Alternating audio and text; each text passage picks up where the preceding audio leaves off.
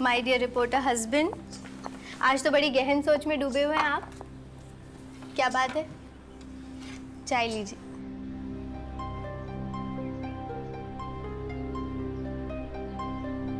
क्या हुआ? कोई बड़ा मुद्दा उठ खड़ा हुआ है या फिर लैपटॉप की परीक्षा ली जा रही है आज? माना कि काफी सीरियस किस्म के इंसान हैं आप, शहर के बेहतरीन पत्रकारों में आपका नाम है, लेकिन इतना परेशान होने की सैलरी थोड़ी ही मिलती है आपको। मैं कल सेंट्रल जेल गया था कुछ कैदियों का इंटरव्यू लेने। बड़ा अजीब सा लगा उनसे मिलकर। मतलब उनको अपने किए पर कोई पछतावा नहीं है। वो तो ये सोचते हैं कि जो भी खून खराबा बदले की भावना वो रखते हैं वो सही है, और उनके हिसाब से तो भगवान खुद उन्हें इजाजत देता है। भगवान इजाजत देता है? बताता हूं, उन्हें क्या लगता है कि वो जो कुछ भी जुर्म खून खराबा कर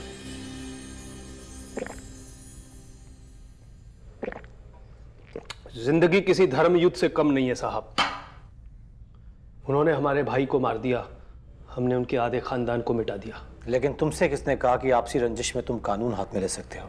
ओ सर जी, रंजिश में सजा कानून नहीं, अपना हौसला देता है, अपना हौसला। और वैसे भी गीता में भगवान ने कहा है ना कि अगर सच्चाई तुम्हारे साथ है तो किसी को भी मरना पड़े मार डालो।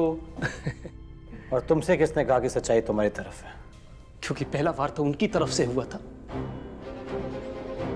दुर्योधन की तरह भरी पंचायत के सामने अनाउंसमेंट कर दी थी हमारे गज्जन चाचा ने कि सुई की नोक के बराबर भी हमको जमीन नहीं देंगे। जब हमारे परिवार ने विरोध किया तो पता क्या किया उन्होंने?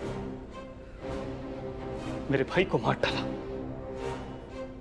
हमने भी ऐसा बदला लिया कि गज्जन चाचा के पूरे वंश को ही मिटा दिया।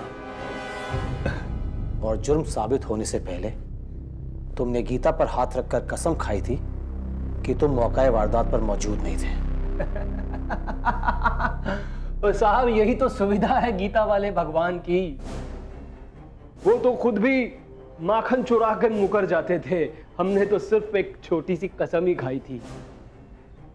बोले बाबू ये युद्ध है, युद्ध, और युद्ध में छल और बल दोनों का प्रयोग करना पड़ता है।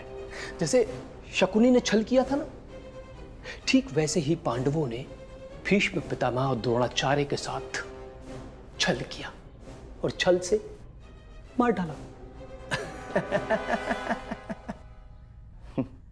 हमारे बल्लू भाई आज के अर्जुन है, वो तो इनाम के चक्कर में मुखबरी हो गई, वरना विधायक तो यही होते। और हम होते जनरल सेक्रेटरी। सुन लिया? बस जब से उनका इंटरव्यू लिया है कुछ अच्छा नहीं लग रहा है। लेकिन एक क्राइम रिपोर्टर होने के नाते इनसे भी बुरे लोगों से मिल चुके हैं आप, और अच्छाई बुराई ये दोनों एक ही सिक्के के तो दो पहलू हैं। लेकिन मुझे इस बात का बेहद अफसोस होता है कि इंसान अपने गुनाहों को सही ठहराने के लिए भगवान तक का सहारा ले रहा है, वो भी उस पवित्र ग्रंथ का जिसकी कसम पर पाप और पुण्य का फैसला टिका है। कुछ भ्रम तो जरूर पैदा होता है गीता शास्त्र पढ़ने पर। भला भगवान एक युद्ध को कैसे प्रेरित कर सकता है? इतने परेशान मत होइए, कुछ चीजों के जवाब वक्त आने पर अपने आप मिल जाते हैं। अब जल्दी से तैयार हो जाइए, वरना फिर ट्रैफिक को कोसते हुए ऑफिस पहुंचेंगे। चलिए।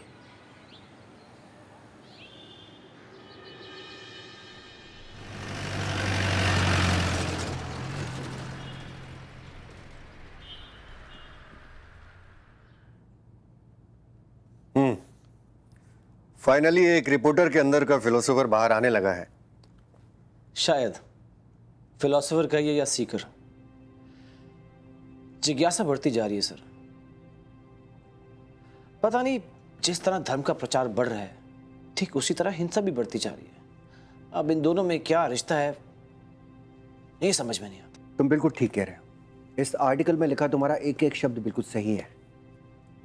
जिस पुस्तक की दुहाई देकर न्याय की शुरुआत की जाती है, उसी पुस्तक का हवाला देकर हिंसा और घोर अन्याय किया जाता है और कहते हैं कि भगवान ने ऐसा कहा है।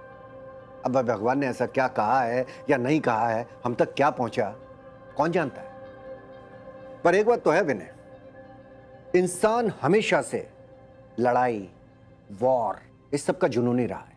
और अगर आप इसको ना मानो तो कहा जाता है कि आप भगवान के कहने के विरुद्ध जा रहे हो। होली वॉर का नाम दे दिया जाता है इसे। दूर क्यों जाते हो? अपने इस पेपर को देख लो। इसमें अगर कोई लूटपाट की वारदात की खबर, मारपीट, लड़ाई झगड़ा, मर्डर, ऐसा अगर कुछ ना हो ना तो कहा जाएगा कि पेपर ठंडा है, क्योंकि सेंसेशन नहीं है। Exactly sir. हमारी crime stories, violent stories, they are the best selling material. Yes. और इंसान को खुद शायद ये दंगा फसाद देखने में बहुत मजा आता है, एंजॉय करता है, फिर चाहे वो भगवान के नाम पे क्यों ना हो।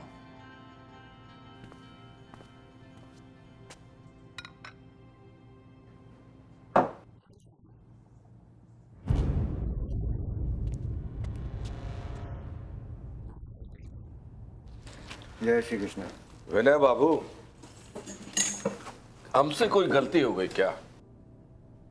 ऐसा क्या किया हमने? और नहीं तो क्या, हमारे मजदूर भाइयों ने इतना उग्र प्रदर्शन किया और आप लोगों ने अपने अखबार में छापा तक नहीं। क्यों? देखो, एक बात जान लो, ये सिर्फ मजदूरों के हक की ही लड़ाई नहीं है, बल्कि दबे हुए, कुचले हुए लोगों का धर्म युद्ध है। और इसमें आप लोगों को उनका साथ देना चाहिए।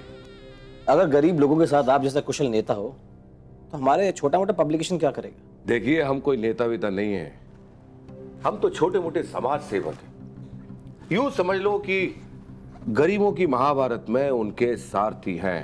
हाँ, और आप लोगों को तो याद होगा कि गीता में भगवान श्री कृष्ण ने क्या कहा था।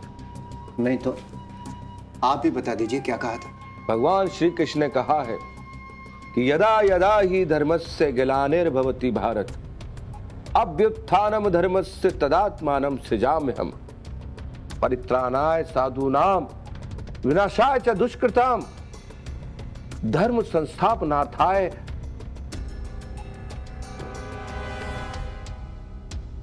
संभवामि युगे युगे। हाँ, वही। पता है इसका अर्थ क्या हुआ? इसका अर्थ हुआ कि जब जब धर्म की हानि होगी और अधर्म बढ़ेगा, तब तब भगवान स्वयं इस धरती पर आकर अवतार लेंगे, गरीब मजदूर भाइयों का साथ देंगे और दुष्टों का संहार करेंगे। तो आप ये कहना चाह रहे हैं कि इस बार भगवान ने आपके रूप में अवतार लिया है, इसीलिए आपका नाम श्याम बिहारी है?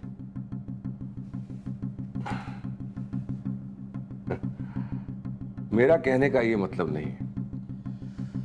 मैं तो ये कहना चाहता हूं कि हम में से किसी ना किसी को तो सत्य का साथ देना ही होगा ना। अवतार ना सही, उसकी प्रेरणा ही सही, लेकिन मैं अपने मजदूर भाइयों पर अत्याचार बिल्कुल भी बर्दाश्त नहीं करूंगा। हम अपने खून को पानी की तरह बहा देंगे, इस सिस्टम की ईंट से ईंट बजा देंगे। हाँ,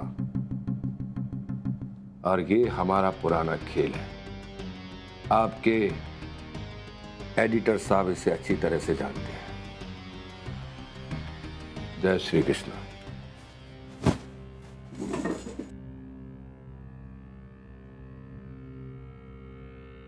देखा तुमने? आप खुद ही सोच लो, कितना आसान है देश की भोली भाली जनता को आपस में भिड़वाना। भाई, गीता के 2-4 कच्चे पक्के श्लोक याद कर लो और खुद को साबित कर दो मसीहा। दे दो जनता के हाथ में हथियार कि लड़ो लड़ो अपने हक की लड़ाई। तुम पांडव हो, ये मैनेजमेंट कौरव है और मैं हूं तुम्हारा सारथी। यानी दूसरे शब्दों में भगवान। करेक्ट।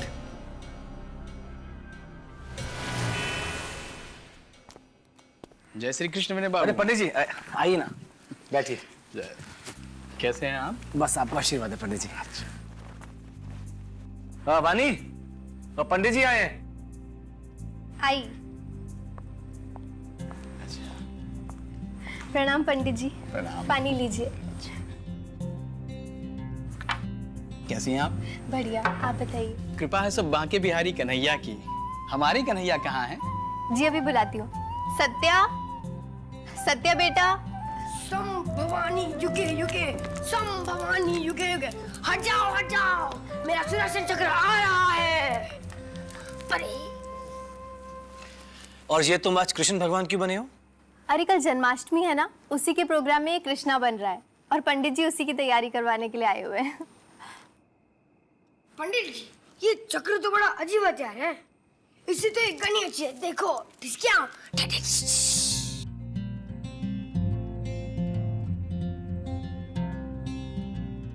बेटा, चक्र तो भगवान श्री कृष्ण का शस्त्र था, राक्षसों के विनाश के लिए। एक बात बताइए पंडित जी, हाँ, उनका आधा कंसंट्रेशन तो इसी में लगा रहता होगा, तब क्या गन नहीं होती थी?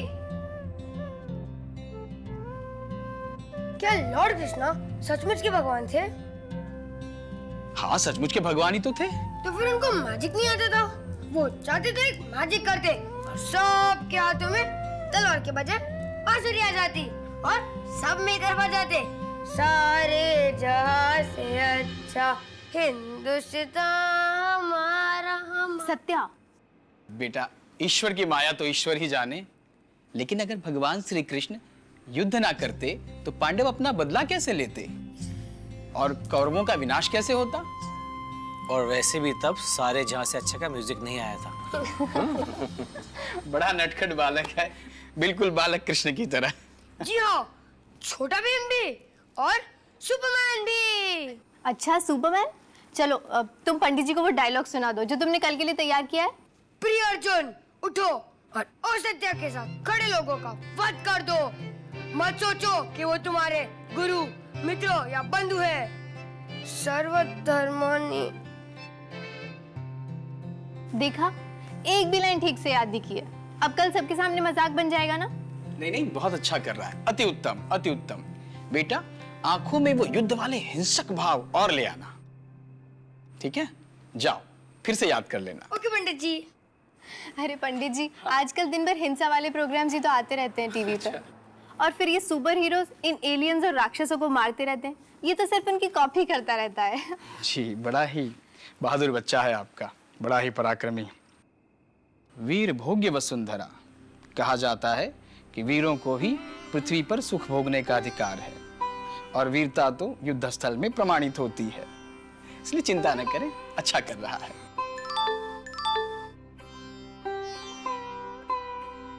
अच्छा, मैं चलूंगा, मुझे एक यजमान के यहाँ जाना है शांति पाठ कराने, ठीक है? फिर कल आऊंगा दोबारा। जय श्री कृष्ण। प्रणाम।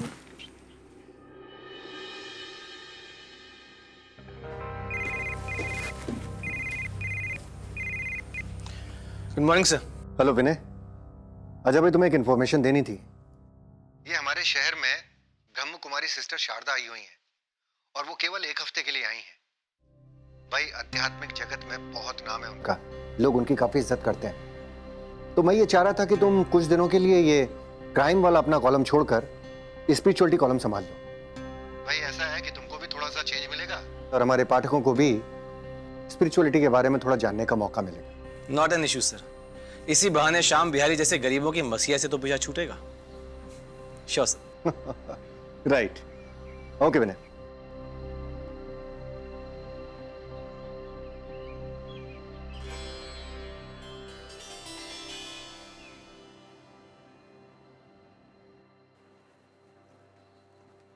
जी ओम शांति। जी, मेरा नाम विनय है, मैं सिटी टाइम्स से आया हूँ। मुझे शारदा जी के इंटरव्यू के लिए भेजा गया। वो आप ही की प्रतीक्षा कर रहे हैं, आइए।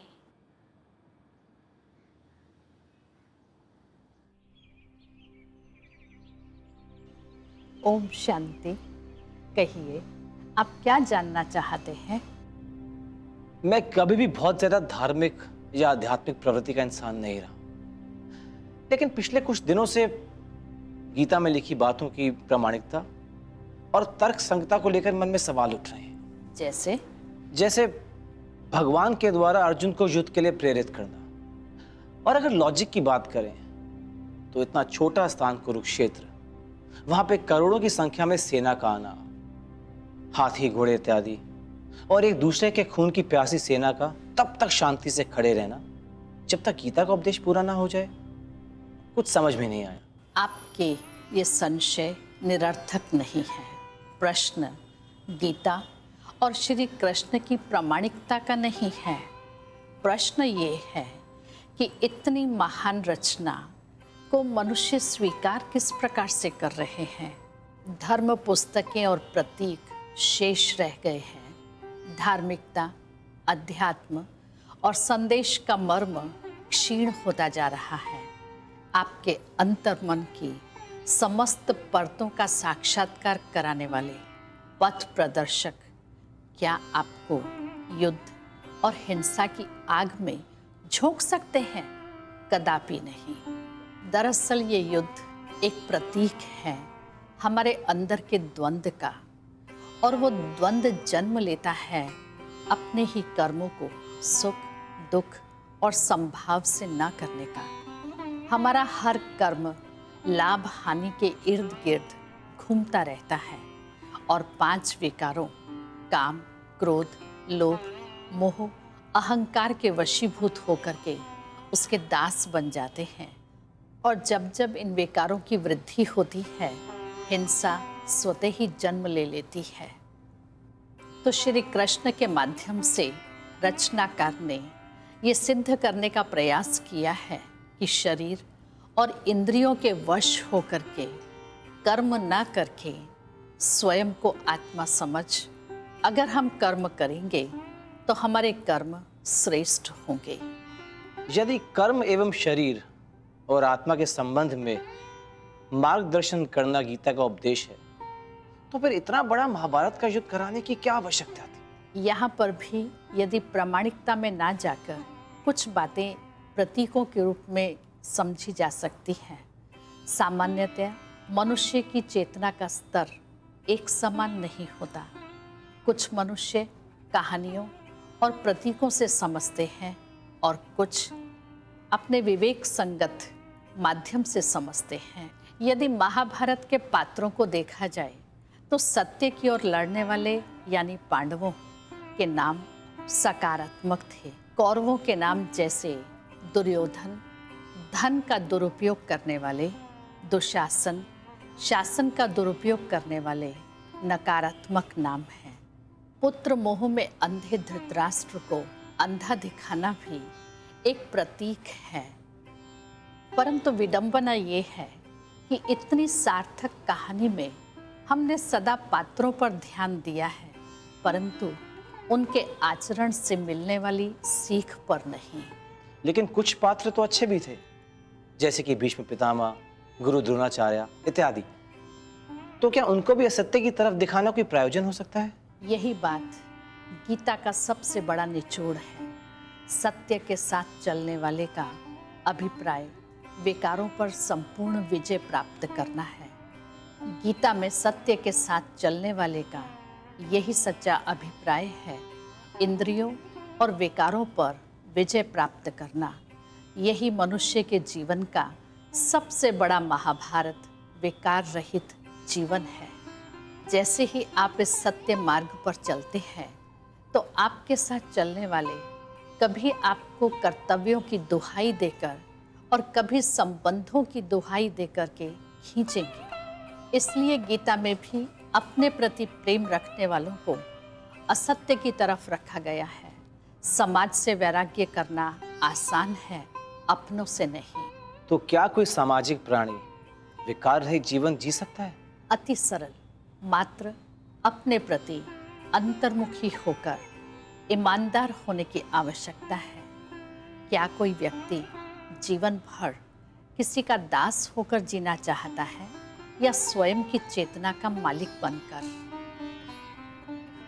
श्री कृष्ण के हाथ में बुराइयों को काटने का सुदर्शन चक्र अर्थात स्वदर्शन का ज्ञान गीता के भगवान ने मनुष्य आत्माओं को पूर्व जन्मों का दर्शन कराया था, अर्थात पूर्व जन्मों का सत्य ज्ञान दिया था। एक बार स्वदर्शन का पूरा ज्ञान हो जाने के पश्चात फिर किसी शास्त्र की आवश्यकता नहीं रह जाती है। विनय भाई, अभी हमारे ध्यान का समय हो गया है। ओम शांति। जी दीदी, लेकिन मेरे कुछ प्रश्न अभी भी बाकी हैं। मैं आपसे मिलने का फिर समय लूंगा। ओम शांति।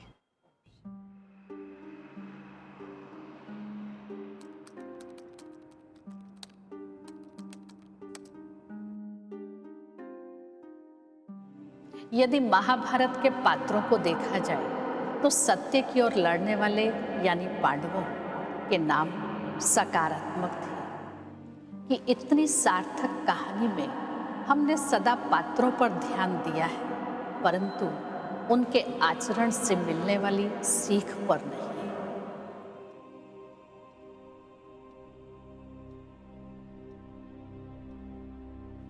विनय भाई, अपने को आत्मा समझकर मन और बुद्धि को इस ज्योति बिंदु परमात्मा पर टिकाइए।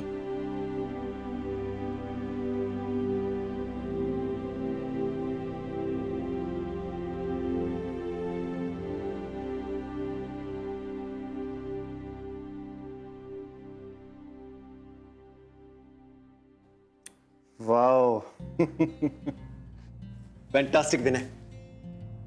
अरे बाबा जी, हमारी जॉब छोड़कर मत चले जाना भाई, है? सुबह से ढेरों कॉल्स आ रहे हैं। This is pure insight Vinay and very important myth breaking article. Thank you sir. Sir, अगर आप उस दिन मुझे शारदा दीदी का इंटरव्यू लेने नहीं भेजते तो ये सब नहीं होता। But sir, this should not stop here. बिल्कुल, मैं भी यही चाहता हूं। दिस इज विजडम, और भाई ये विजडम हमारा जो पेपर पढ़ते हैं सिर्फ उन्हीं तक नहीं पहुंचनी चाहिए, बल्कि हम जर्नलिस्ट का फर्ज है कि अपनी आवाज को आम जनता तक पहुंचाएं। सर, मैं क्या सोच रहा था, क्यों ना शारदा दीदी का एक डिस्कोर्स जेल में कराया जाए, क्योंकि गीता के सच्चे ज्ञान की जरूरत उन लोगों को है जो जिंदगी को एक लड़ाई की तरह देखकर दिन रात बदले की आग में जलते रहते। बिल्कुल ठीक कह रहे हो तुम। इससे कैदियों में हृदय परिवर्तन भी होगा, और भाई अपने पेपर के लिए भी it's a good cover story. Go ahead, I am ready for this. Thank you so much sir, I will see you. आजकल इंटरनेट का ज़माना है, तो गैंग में पढ़े लिखे लड़के भर्ती करो जिन्हें मोबाइल चलाना आता हो, कंप्यूटर चलाना आता हो, समझे? और ये जो पढ़े लिखे छोकरे हैं ना, ये बॉम्ब भी अच्छे बना लेते हैं। अरे ओ महापुरुषों, ज्ञान की बात यही खत्म करो, जरा बाहर आओ, इंसानियत की बातें सुन लो। अरे हमें कोई क्या ज्ञान सिखाएगा? ज्ञान हम सिखाएंगे। चल हवलदार, लेकर चले इन सबको। ओम शांति। आप सभी को देख करके मन में ये भाव उत्पन्न हो रहे हैं कि कर्म इंसान को कहां से कहां ले जाते हैं। श्रेष्ठ कर्म इंसान को देवतुल्य बना देते हैं और हिंसक वृत्ति वाले कर्म उसको अपराधी बना देते हैं। नहीं, वो ठीक है, लेकिन दुनिया की अदालत जब आपको इंसाफ नहीं दे सकती तो फिर आपको लड़कर ही हासिल करना होगा ना। अच्छा बताइए, आपकी पांडव कौन सी अदालत में गए थे? श्री कृष्ण ने मार्गदर्शन किया और टूट पड़े कौरवों पर, मिटा दिया बुराई को। इसमें गलत क्या है? लेकिन कहाँ मिट पाई बुराइयां? बुरों को मारने से बुराइयां नहीं मिटती, पापी को मारने से पाप खत्म नहीं होते। अगर महाभारत युद्ध में दुनिया की सारी बुराइयां मिट गई होती तो आज जेल में क्यों होते? तो फिर क्या रास्ता, क्या फिर? उसके लिए विकार रहित जीवन और सात्विकता, और उसमें भी विशेष रूप से हिंसा पर विशेष ध्यान दीजिए। वैचारिक और वैश्विक हिंसा कभी भी नहीं करें, उससे सदा दूर रहें। कैसे दूर रहे दीदी? जब क्रोध वाली बात होगी तो क्रोध तो आएगा ही ना, और जब क्रोध आएगा तो फिर हिंसा भी होगी। गीता के दूसरे अध्याय में क्रोध को बुद्धिनाश का कारण बताया हुआ है। क्रोध पल भर में ही मनुष्य के विवेक को हर लेता है। वास्तव में ये युद्ध मन के भीतर ही लड़ा जाता है। एक तरफ चेतना और दूसरी तरफ 5 विकारों रूपी कौरवों का युद्ध। शरीर नश्वर है, लेकिन आत्मा के साथ हमारे संचित कर्म जाते हैं और आत्मा जाकर के दूसरा शरीर धारण कर लेती है तो वो बुराइयां उसके साथ ही जाती हैं। हम सोचते हैं हमने बुरे इंसान को मार दिया, लेकिन बुराइयां तो उसके साथ ही जा रही हैं और ये चक्र चलता ही रहता है, उसका अंत नहीं है। गीता के 16वें अध्याय में अहिंसा को सर्वश्रेष्ठ गुण बताया गया है।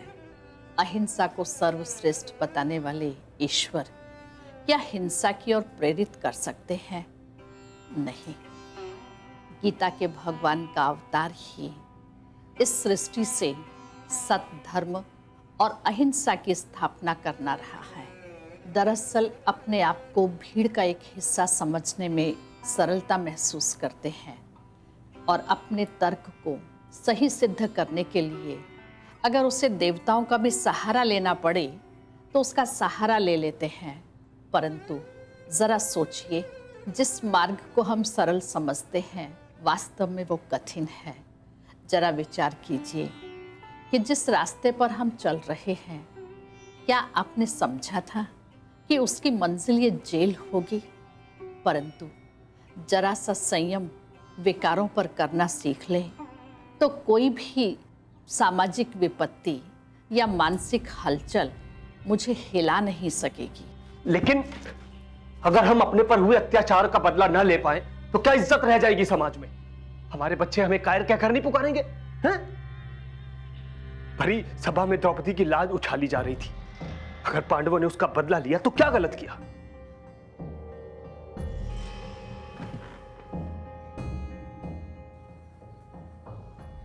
आपका नाम? भल्लू। आपका नाम?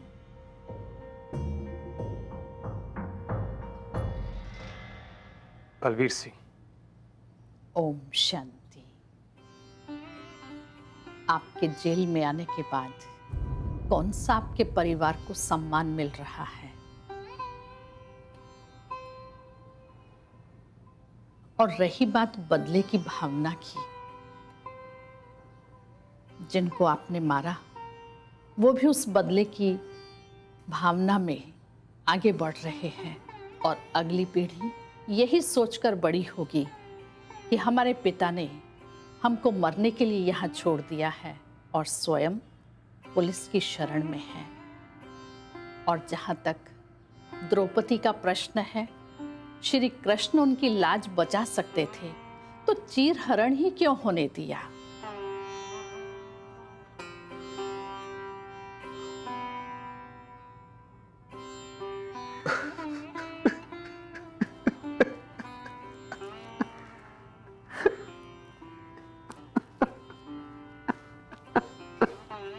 आप बिल्कुल ठीक कह रही है दीदी। एक दिन तैश में आकर मैंने अपने ही पड़ोसी को गोली मार दी। वो तो बच गया, लेकिन मुझे 7 साल की सजा हो गई। मेरे बच्चे और मेरी छोटी बहन मुझसे बहुत दूर हो गई। आज भी गांव वाले उसको छेड़ते हैं। लानत है ऐसी जिंदगी पे दीदी, लानत।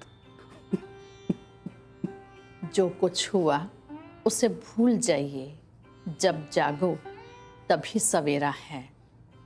आज से ही अपने अंदर दृढ़ संकल्प कर लीजिए कि बदला, हिंसा और अहम को हम सदा के लिए छोड़ देंगे।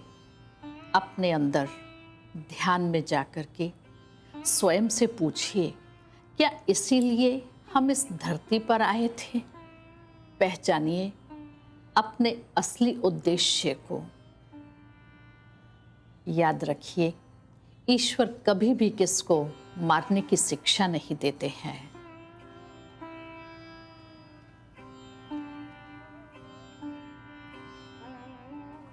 अच्छा, अब मैं चलती हूँ। अगर आपने कोई भी परिवर्तन अपने में महसूस किया है तो उसे थामे रहिएगा। ये आपको असीम शांति की अनुभूति देगा। ओम शांति। ओम शांति।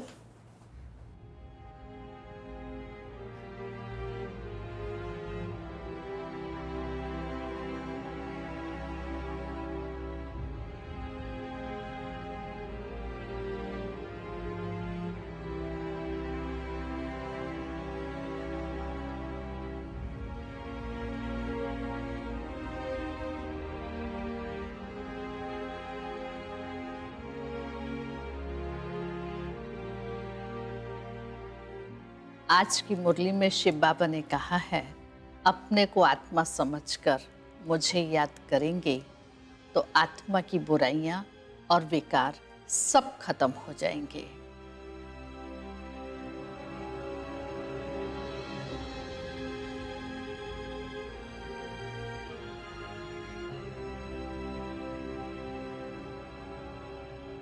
बल्लो, तुम्हें बदलाव देखकर काफी अच्छा लगा।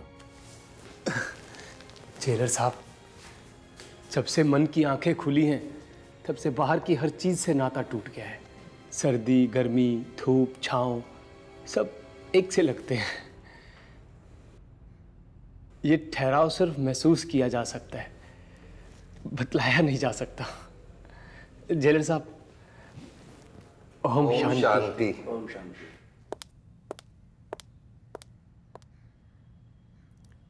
भाई वाह, जो बात एक छोटे से आर्टिकल से शुरू हुई थी, इतना बड़ा रेवोल्यूशन बन गई है।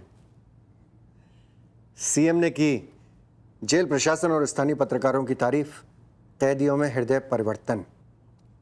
विनय यार, अब लग रहा है कि हम पत्रकार भी सोसाइटी के लिए कुछ कर रहे हैं। सर, ये तारीफ वारीफ तो होती रहेगी, लेकिन मैं चाहता था कि कल आप भी दीदी से मिलने चलें। हाँ, बात तो तुम बिल्कुल ठीक कह रहे हो। हम सबको दीदी के सानिध्य में थोड़ा वक्त गुजारना चाहिए। जेल अथॉरिटी से बात हुई क्या? जी सर, सारे अरेंजमेंट्स हो गए हैं और कल कुछ कैदी भी आ रहे हैं। आई विश दीदी 2-4 दिन और रुक जाती और अच्छा लगता। जय श्री कृष्ण। आइए श्याम बिहारी जी, कहिए हमारी याद कैसे आ गई? अब मैं क्या बताऊं, इस शहर के सारे अखबारों ने मेरे खिलाफ हिंसा फैलाने, गरीबों की भावनाओं से खेलने और भी पता नहीं कैसे कैसे गंभीर आरोप लगाए हैं। अब आप ही बताइए, गरीबों के धर्म युद्ध में उनका सारथी बनकर साथ देने वाला क्या भला एक षड्यंत्रकारी हो सकता है? सिर्फ आप ही के अखबार ने यह खबर नहीं छापी। मैं आपका किन शब्दों में शुक्रिया अदा करूं?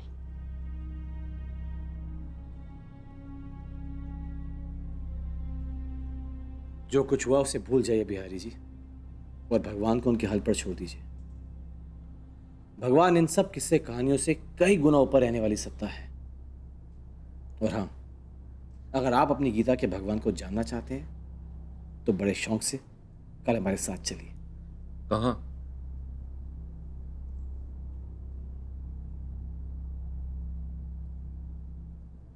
जब तक धर्म ग्रंथों का ज्ञान हमारे पास पहुंचता है, तब तक उसमें काफ़ी अदला बदली हो चुकी होती है।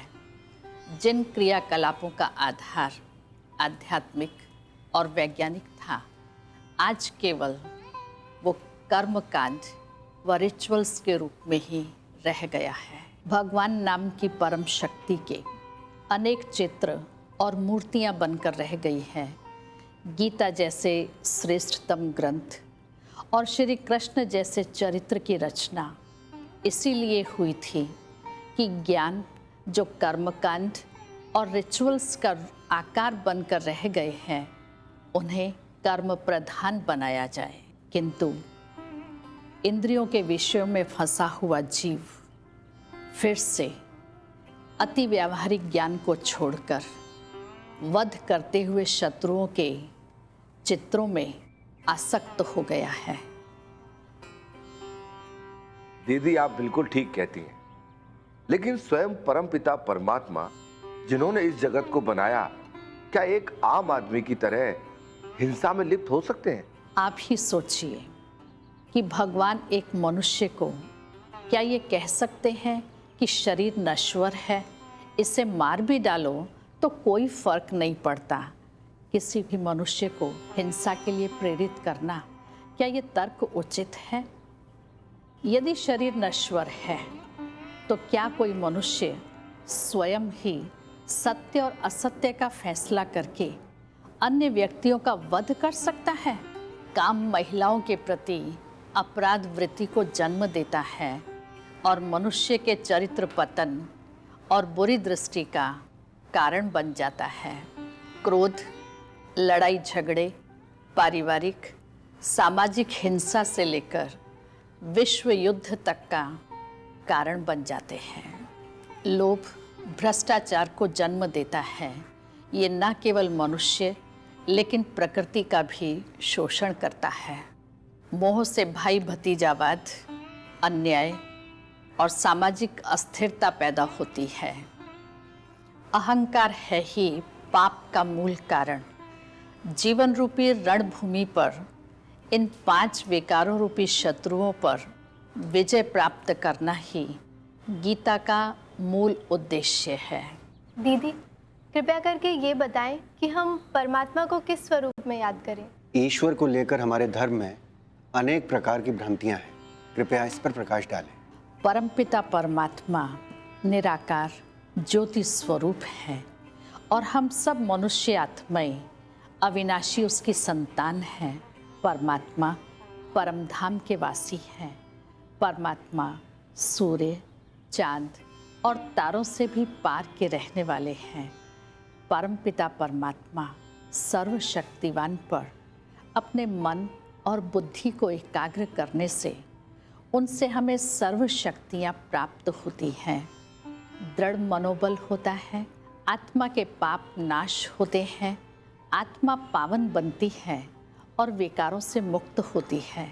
इसीलिए उन्हें पतित पावन भी कहते हैं। अतः उस निराकार परमात्मा को निरंतर याद करने के साथ साथ प्रतिदिन हर समय अपने मन में परमात्मा की याद रखने से आत्मा के अंदर दैवी संस्कार स्वतः ही सहज और सरल धारण होने लगते हैं। दीदी, हम परमात्मा को ईश्वर, हरि, प्रभु, भगवान और कई तरह के नाम और देवी देवताओं के रूप में देखते हैं, फिर भी हमारा ध्यान स्थिर क्यों नहीं हो पाता? परमात्मा एक है और परमपिता परमात्मा के यथार्थ स्वरूप को जानना अति आवश्यक है। भारत में अनेक देवी देवताओं के मंदिरों में देवताएं नमः कहकर उनकी आराधना की जाती है।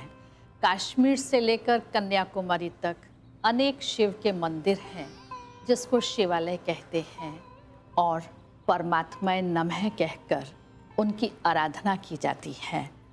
अमरनाथ, सोमनाथ, विश्वनाथ, रामेश्वरम उस परमात्मा शिव के ही यादगार मंदिर हैं। परमात्मा शिव को शंभु, स्वयं शिव भी कहा जाता है। परमात्मा निराकार ज्योति स्वरूप हैं। इसी रूप से उनको याद करने में हमारा कल्याण है। परमात्मा शिव का यथार्थ अर्थ शिव अर्थात कल्याणकारी है। अतः इसी रूप में उन्हें याद कीजिए। सर्वशक्तिवान परमात्मा को मन से निरंतर याद करते रहें। आपका मन सदा आलोकित हो, ऐसी मेरी शुभकामना है। ओम शांति। ओम शांति।